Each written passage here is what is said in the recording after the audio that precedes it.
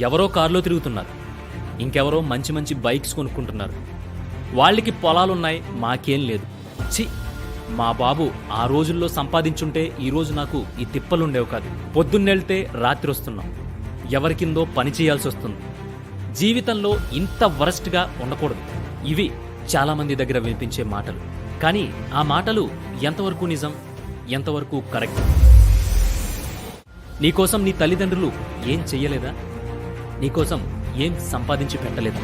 ఆరోగ్యంగా ఉన్న నీ శరీరం ఎవరిచ్చారు? అందంగా ఉన్న నీ ముఖం ఎవరిచ్చారు? నీకన్ని తెలివితేటలు ఎక్కడి నుంచి వచ్చాయి? నిన్ను ఎవరు చదివించారు? ఈరోజు నువ్వు సంపాదించుకుంటున్న ఆ జాబ్కి కారణం ఎవరు? నీ తల్లిదండ్రులు కాదా?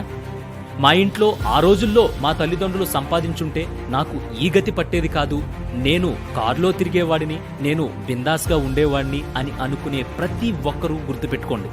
ప్రతి తల్లిదండ్రులు వాళ్ళ బిడ్డలు దర్జాగా ఉండాలనే కోరుకుంటారు. వాళ్ళ బిడ్డ కష్టపడకూడదనే కోరుకుంటారు. ఎక్కడున్నా మహారాజులా ఉండాలని కోరుకుంటారు. వాళ్ళు తిన్నా తినకపోయినా మనకి కడుపు నిండా పెట్టి మన కడుపు నిండితే వాళ్ళ కడుపు నిండినట్టు మురిసిపోతారు. మనతో తిన్నామని అబద్ధం చెప్తారు. నీకేమివ్వలేదని నువ్వెలా చెబుతున్నావు? నీకు అందరికంటే నీ తల్లిదండ్రులు ఎక్కువే ఇచ్చారు. నీ రూపం, నీ తెలివితేటలు, నీ వాక్చాతుర్యం, నీ బలం, నీ అందం, నీ నడవడిక, ప్రస్తుతం నువ్వు అనుభవిస్తుంది ప్రతిదీ నీ తల్లిదండ్రులు నీకిచ్చిన ఆస్తే. అసలు అన్నిటికంటే నీకు వాళ్ళిచ్చిన జన్మ అతి గొప్ప అద్భుతమైన ఆస్తి. వాళ్ళు నీకు నేర్పిన అడుగులే ఇప్పుడు నీకోసం నువ్వు పయనిస్తున్న దారులు. అప్పుడు వాళ్ళు పెట్టిన గోరుముద్దలే ఇప్పుడు నువ్వు కష్టపడటానికి తోడ్పడుతున్న శక్తి. నువ్వు బాగుపడటానికి అవసరమయ్యే జ్ఞానం, గుణం, రూపం, లక్షణం అన్నీ నీ తల్లిదండ్రులు నీకిచ్చారు.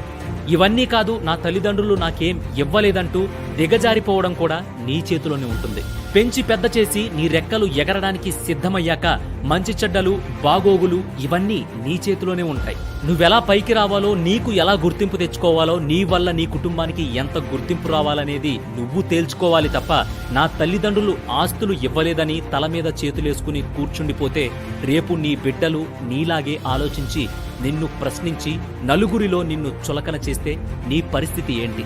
ఆలోచించు. ఆ క్షణం నీకు బుర్ర తిరుగుతుంది కదా. అందుకే కన్నవాళ్లు ఎప్పుడూ మనకి అన్నీ గొప్పగా ఇచ్చిన తరువాత మిగిలిన వాటితో వాళ్ళు బ్రతుకుతారు. ఎన్ని ఆస్తులు ఇచ్చారన్నది కాదు, ఎంత బాగా పెంచారన్నది లెక్కలోకి వస్తుంది. అసలు ఏం లేని స్థాయి నుంచి అన్నీ సాధించి గొప్ప స్థాయికి వెళ్ళినప్పుడు కదా అసలైన మజా. అప్పుడు కదా నీ జీవితానికి ఒక అర్థం. ఇంకెప్పుడు ఎదుటి వాళ్లను నీ తల్లిదండ్రులతో పోల్చుకో.